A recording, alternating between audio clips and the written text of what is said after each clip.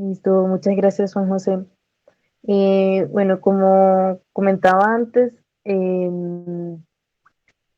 debido a la poca audiencia que hubo, decidimos trabajar entre todos, pues en un mismo grupo y entre los compañeros se decidió trabajar los puntos 3 y 4. De pronto, ¿puedes presentar el taller, porfa?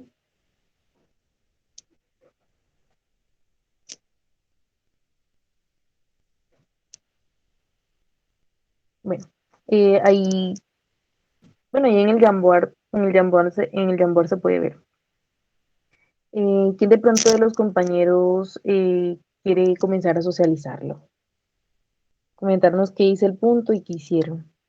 Si quieren, yo explico ese punto si quieren.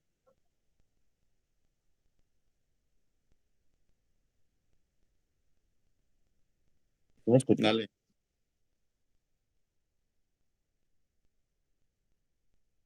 Ok.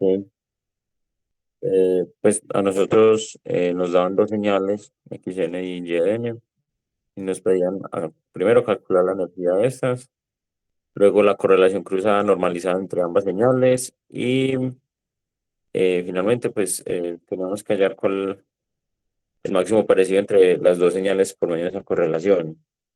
Entonces, primero para poder hallar la energía de las señales se hizo la fórmula de la sumatoria.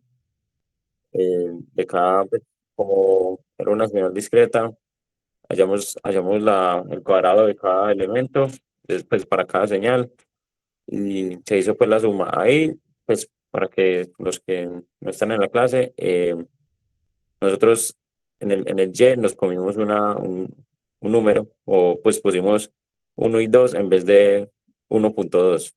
Creímos que era una coma. Entonces, ahí con eso hallamos las dos energías para la señal X es de 42 joules y para Y es de 36 joules. Pues ya cada uno, pues si lo quiere hacer, ahí lo hacen con los valores correctos. Pero así es como el método, como se hace. Y para la correlación cruzada normalizada se usa la fórmula que ven ahí en el punto B. Y simplemente entonces, como ya teníamos las energías, hallamos la raíz de la multiplicación de ambas. Y luego, por medio de un Excel, alguien puede pasar de página.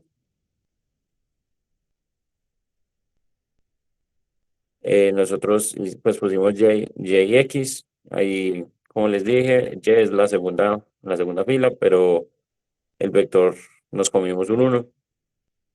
Entonces, teniendo en cuenta, pues empezamos a hacer como una convolución, pero sin invertir el vector Y. Y ahí pues estuvimos hallando la correlación, lo mismo, era multiplicar y sumar.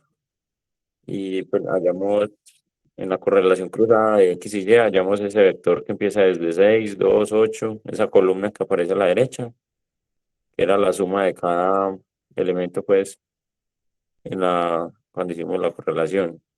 Parece una pregunta. Y, diga, Hey, ¿cómo así que nos comimos un uno? Ahorita que ella dice que nos comimos un uno. ¿Cómo así? porque mira que por ejemplo ahí en el vector Y es -1 0 1 2 y nosotros no pusimos el uno de esos uno. Entonces, El uno después del cero ahí en el segundo vectorcito nos faltó. el que tiene el que tiene El que tiene el la, guioncito abajo, que es el que indica el cero. epa, Pero o sea que el resultado de la convolución no es ese, ¿o qué? no, Ah, Mm, pues yo Como creo que tal, no. si es, o sea, como lo tienen ahí en estos momentos, está bien para la señal errada que tomaron, por así decirlo. Pues porque O sea, nos el faltó. proceso del inventanado que hicieron está bien, solamente que tomaron otra señal, por así decirlo, porque se comieron un dato y en vez de tomar 1.2 tomaron uno y 2 como dos datos distintos. Básicamente hicimos otro ejercicio. Sí. Exactamente. Entonces, nosotros hallamos el vector este de 6 2 8 que ese sería la correlación cruzada normal. Pero como están pidiendo la normalizada, entonces lo único que teníamos que hacer era dividir todo ese vector sobre la raíz de la multiplicación de las energías. que esa raíz, ya me olvidó cuánto nos daba, pero simplemente dividimos cada vector, cada elemento del vector sobre ese número y nos dio el vector que aparece a la derecha, que pues al menos sí nos funcionó algo porque todos nos dieron menores que uno y mayores que cero, porque es lo importante, porque tenía que estar normalizado. Pero sí, eso fue lo que hicimos.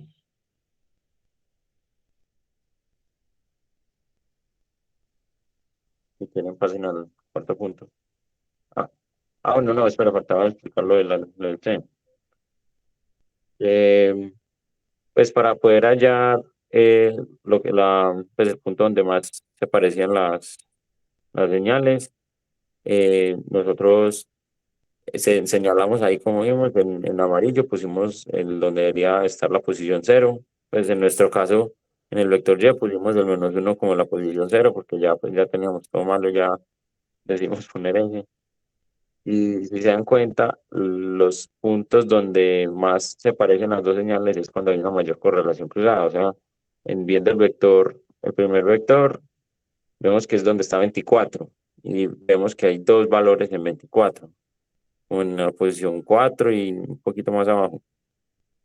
Y lo que hicimos fue mirar donde cruzaba el 24, más o menos en qué posición era que estaba el vector Y, para ver cuántos L's se había movido el Y del X y ahí poder determinar las L's que aparecen ahí arriba. Pues yo sé que no se entendió mucho, pero ahí mami.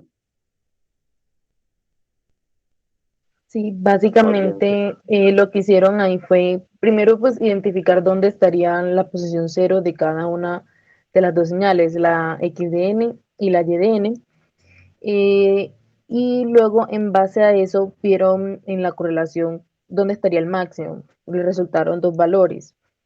Entonces el valor de 24, el primer valor de 24 que aparece ahí, lo obtuvieron cuando em, el valor, o sea, la posición cero de X y la posición cero de Y concordaban. Entonces, eso correspondería a la posición cero de la, de la correlación.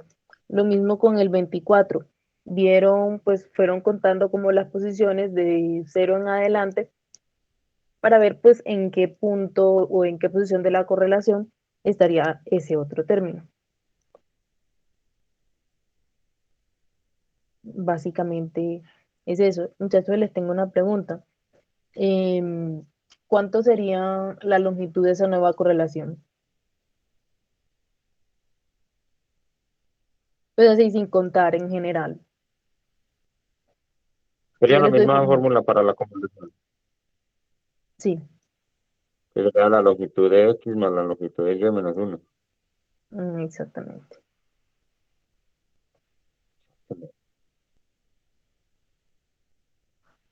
¿Alguno tiene le quedó alguna duda respecto a este punto? ¿O quiere hacer algún otro comentario?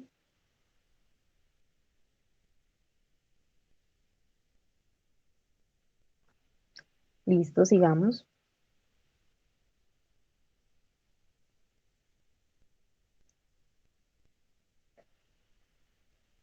Y el punto Listo. 4, ¿quién? Dale, Araña. Dale. Mira, yo lo explico y lo que se hizo.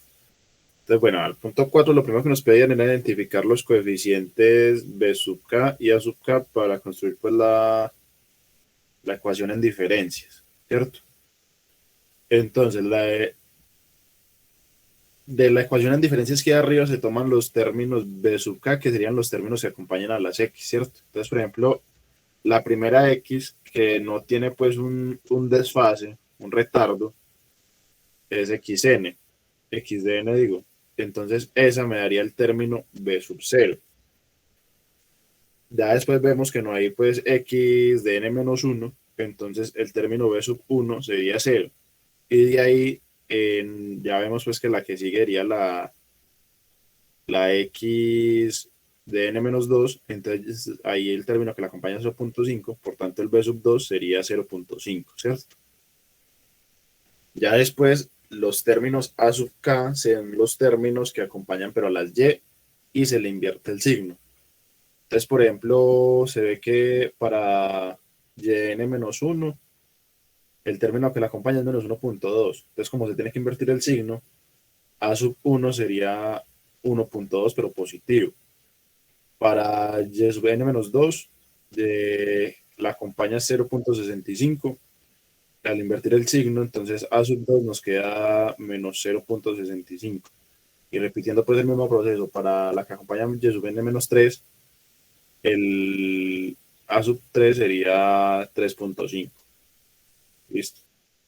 Lo pasas por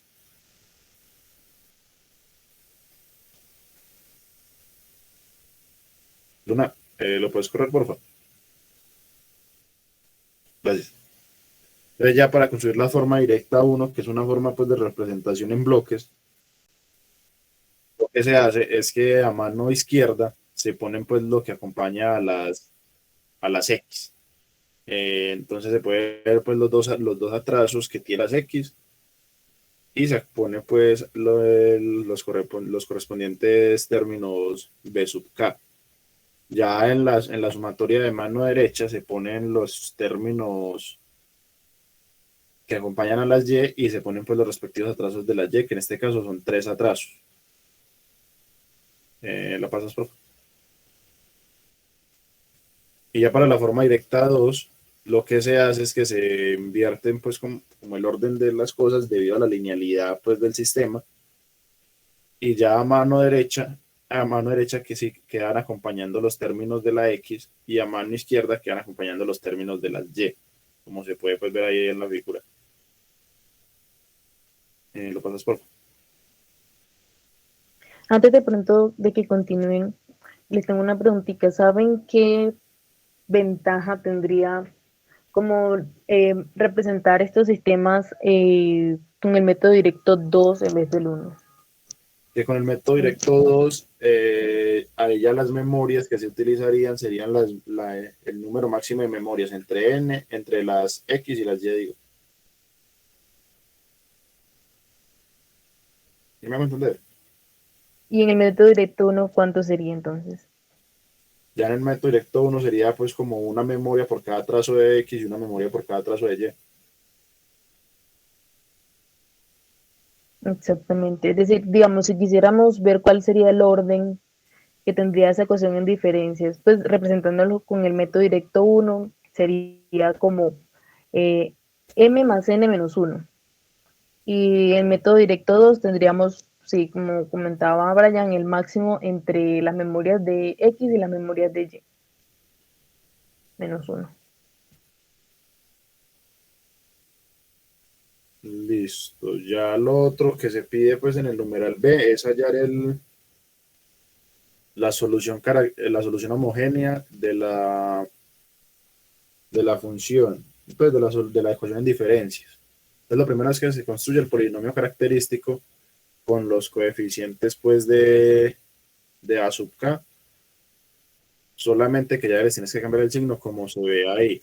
Y el grado pues del polinomio sería pues el grado más alto de las memorias de Y.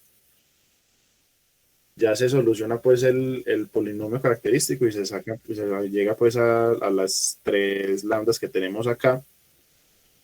En este caso pues nos dieron incluso 2 imaginarias, y la pasas, por favor. Muchachos, una pregunta ahí. Hola. Esas lambdas que hallaron, pues, ¿cómo las hallaron? Pues, o sea, Por, mira que está el no, polinomio característico, ¿sí o no?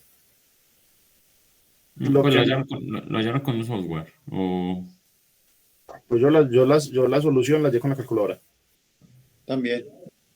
ok. ¿Cómo? Es un polinomio de grado 3. Ujú. Entonces ya se mete pues los lambdas y se le dan a la n y se les multiplica por una constante pues arbitraria, que en este caso no sea yo porque el problema no pedía hallarla, y todo eso se multiplica por una señal escalón y listo. Sería pues como la solución del sistema. La homogénea. De eso, la solución homogénea del sistema. Listo. ya pues, ¿Cómo hallarían la particular así como habladito? no, pues yo la verdad no sé cómo se hallaría la particular y menos pues, si no se tienen las constantes. No sé si de pronto alguno de los Para compañeros. para la solución particular, nosotros lo que hacemos es basarnos en la forma que tiene la entrada. ¿Puedes regresarte de pronto al enunciado, porfa?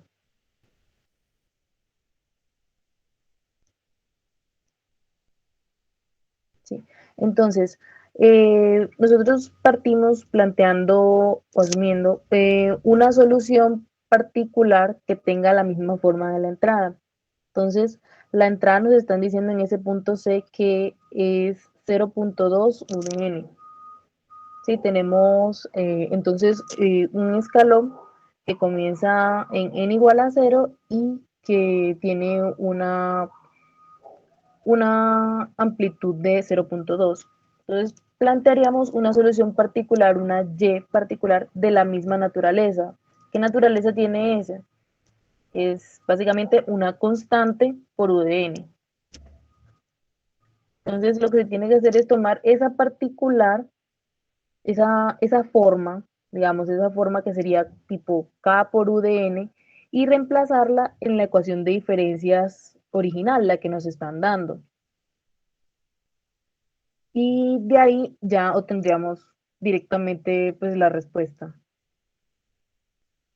Y pues es sencillito porque pues, es una constante y es la misma constante para todos. Entonces sería tipo K por UDN menos 1.5 por XDN que ya no las están dando, que es 0.2 UDN, más 0.5 por 0.2 UDN menos 2, porque habría que tener en cuenta ese atraso. Y lo mismo con las siguientes, menos 1.2 sería K por UDN menos 1 más 0.65 K por UDN menos 2 menos 3.5 K por UDN menos 3. Y como la única incógnita que tenemos ahí es K, sería simplemente despejar. Y ya tendríamos cuál sería nuestra solución particular. Si pronto quedan con alguna duda respecto a eso, pueden buscar en el libro, hay también ejemplos. Creo que en la clase trabajaron un ejemplo en las diapositivas, creo que está, y si no estoy mal, es de la misma naturaleza, que es una constante por UDN, porque así es la forma de la entrada. Si pronto nos dieran otra entrada, yo qué sé, 2 a la n por UDN, u otro tipo de entrada, tendríamos que plantear soluciones particulares también de esa naturaleza. En clase, en las diapositivas, está como una listica de cuáles serían como esas formas que tendrían pues, la particular. No sé si de pronto me hice entender, muchachos.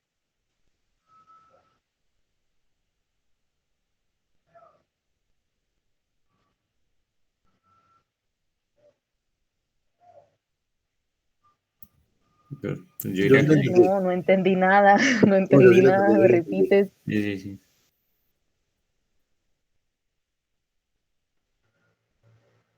Sí, Brian. No, que sí, que ya entendí cómo se hace entonces. Ah, vale, vale, está bien. Cualquier cosa, pues si tienen alguna duda también pues me pueden comentar también más adelante. Y ya para hallar las constantes de la solución homogénea, ya es con ya es con la completa. Ya sería sumando la homogénea y la particular, y ya con la completa hallaríamos esas constantes con las condiciones iniciales que nos estén dando. En este caso, no nos mencionaban ni condiciones iniciales ni nada. Ahí nos decían que lo podíamos dejar expresado en términos de esas constantes. C sub 1, C sub 2, C sub 2 y C sub 3 que nos salieron en este caso. Si nos dieran las condiciones iniciales, eso nos permite hallar cuáles serían esas constantes, pero en este caso no nos lo están pidiendo. Como práctica podrían hacerlo, pronto podrían considerar unas condiciones iniciales nulas o los del valores que ustedes quieran y probar, practicar.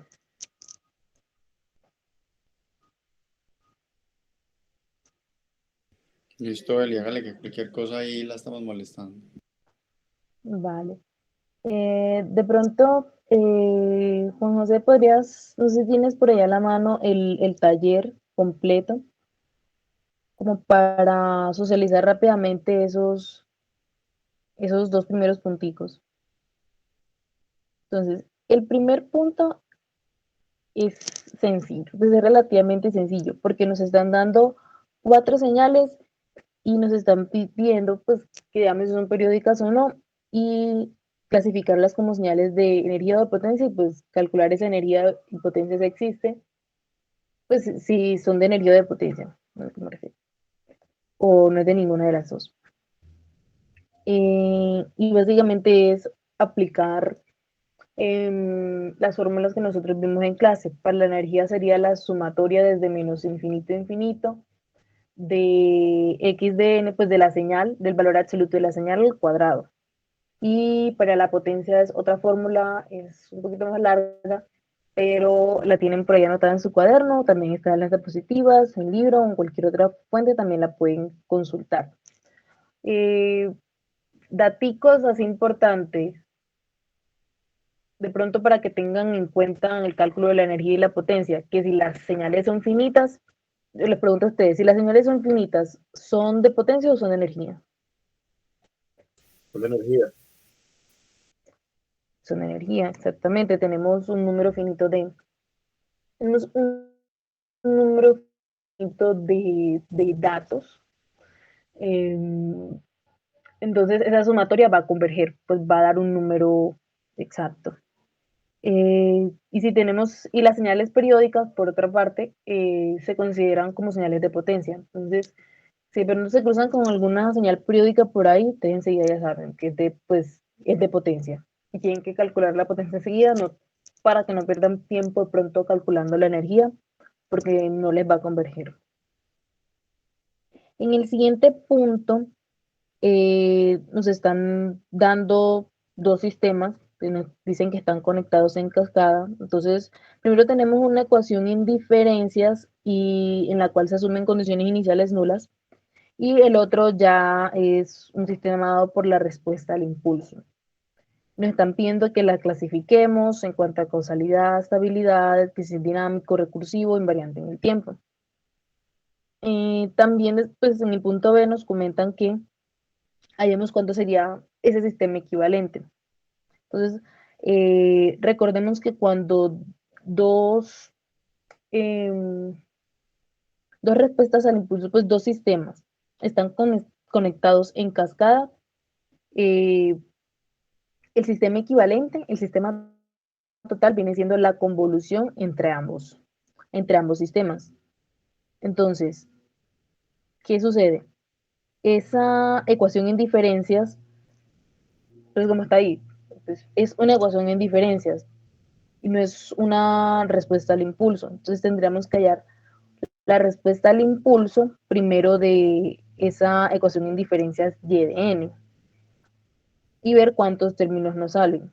Cuando lo vayan a ver, se van a dar cuenta que ese es un sistema recursivo o no recursivo, muchachos. Pues esa ecuación en diferencias. El sistema recursivo, ¿Por qué? porque tiene memorias en la Y. Exactamente. O sea, se puede considerar como un sistema IR. Pero cuando ustedes vayan a calcular la respuesta al impulso, se van a dar cuenta que se puede aproximar a un sistema FIR, porque, digamos, van a tener, si no estoy mal, términos distintos de ceros en los dos primeros valores, o en los tres primeros valores, en los primeros términos, y el resto van a ser ceros. Entonces, podemos aproximar ese sistema que es FIR a uno FIR, en este caso. Entonces ya es más fácil incluso calcular esa convolución porque tendríamos dos sistemas finitos, pues que tienen valores finitos. Y ya en el C nos comentan que pues ya teniendo ese sistema equivalente nos están dando nos dicen que se aplica a la entrada de ese sistema un escalón unitario y tenemos que calcular cuánto sería la salida. Recordemos de clase que una forma no sé si se acuerdan, o sea, ¿cómo haría ese inciso? ¿Cómo calcularía esa salida? Voy a convolucionar la respuesta pues de estos dos sistemas con un escalón. No, Exactamente. Sería la convolución entre el sistema equivalente y la entrada. Y eso nos daría a nosotros la salida. Y Li, eso vos de pronto sería, tenés pues, la solución de todo este taller. sí, pero no se los puedo compartir. De pronto si me escriben y me comentan, no, es pues algo que yo había hablado de pronto con el profe, pero decimos que mejor no, porque la idea de esos espacios es que pues, realicemos estos ejercicios. Venga, y si nos lo comparte a nosotros que fuimos los que estamos acá. Mm, de pronto si lo intentan hacer y me escriben y me comentan y pues ahí comparamos, ahí vemos. Triste, pero bueno. Sí, Gracias, de Eli. todas formas, en el PDF con ejercicios resueltos hay muchos ejercicios parecidos a estos. De ahí también se pueden guiar. Vale, Eli, muchas gracias. No, vale, con gusto. ¿Alguno tiene de pronto alguna otra duda?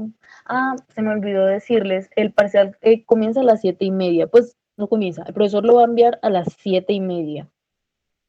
Eh, y no va a ser hasta las 10:30 que van a tener plazas de entrada, sino hasta las 10. Entonces decimos pasar como esa media hora antes y no después de la clase, para que de pronto lo tengan en cuenta y no sé, se levanten un poquito más temprano y aprovechen como esa media horita de gala. Listo, hombre. Lini, yo te iba a preguntar, ¿el parcial va a ser Sí, como el pasado, que va a ser como tanto más lab, o por ejemplo va a ser más a mano? Porque sí, por ejemplo, veo que los ejercicios estos se sacan fácilmente a mano. sí. Em, la idea es que, pues, pueden utilizar MATLAB para comprobar, muchachos. Pero como les había dicho al principio, bueno, no había quedado grabado, se va a calificar el procedimiento. Entonces no es simplemente, digamos, como hacerlo en MATLAB y colocar un pantallazo o la respuesta o decir que lo hice en MATLAB y me dio esto. Se va a calificar procedimiento y precisamente por eso en algunos puntos, por ejemplo, en ese punto ahí en ese punto 2 se especificaba que se hiciera por el método enventanado. Por eso les insté, digamos, a hacerlo a mano y no simplemente a mostrar lo que daba MATLAB.